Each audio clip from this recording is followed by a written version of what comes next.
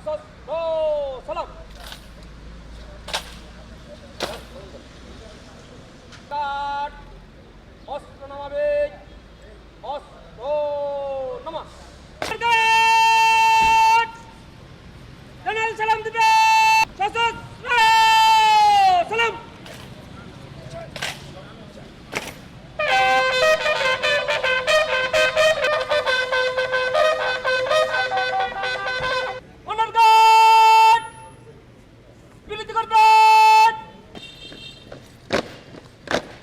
বিগত যে তত্ত্বাবধায়ক সরকার ছিল তারা জনগণের জন্য তেমন কিছু করতে পারে নাই, মূলত তাদের অভিজ্ঞতার অভাবে।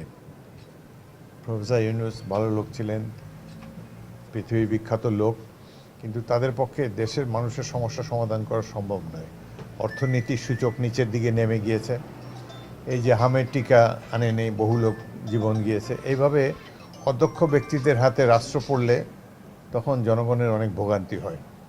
কিন্তু যাই হোক, তারা নিরপেক্ষ সরকার ছিল, তারা চেষ্টা করেছে, অভিজ্ঞতার অভাবে তারা সফল হতে পারেনি।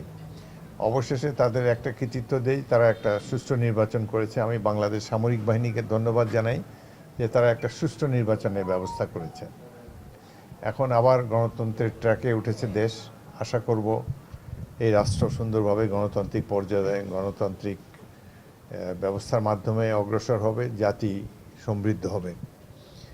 এই সময় বিগত সরকারের লিগেসি হিসাবে কতগুলো জিনিস এখানে রয়ে গেছে। একটা হলো জুলাই সনদ। কয়েকজন ব্যক্তি তো রাষ্ট্রের সংবিধান পরিবর্তন করতে পারে না, সংবিধান পরিবর্তন করতে পারে গণপ্রতিনিধিরা। আপনারা জনগণ যাদেরকে ভোট দিয়ে বানাবেন তারা দেশের ভাগ্য নির্ধারণ করবেন। কিন্তু তারা কিছু উদ্ভট নিয়মও করে গিয়েছে যে ব্যক্তির নির্দেশে সংবিধান পরিবর্তন হয়ে যায় অটোমেটিক্যালি। তো সংখ্যাগরিষ্ঠ দল বিএনপি, তারা জুলাই সনদে সই করেছে। সংসদেও তারা বলেছে যে তারা জুলাই সনদ বাস্তবায়ন করবে। তবে কয়েকটি বিষয়ে বিএনপি নোট অফ ডিসেন্ট দিয়েছে, জনগণ তাদেরকে রায় দিয়েছে। সুতরাং ওই জুলাই সনদেও লেখা আছে যে রাজনৈতিক দল যারা নোট অফ ডিসেন্ট দিয়েছে তারা যদি জনগণের ম্যান্ডেট পায় তাহলে নোট অফ ডিসেন্টকে তারা কার্যকর করতে পারবে।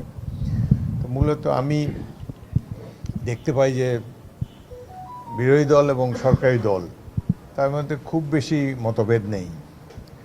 অল্প কিছুটা আছে, রাজনৈতিক কুটচাল কিছু আছে, অন্যকে ডাউন করার একটা চেষ্টা আছে।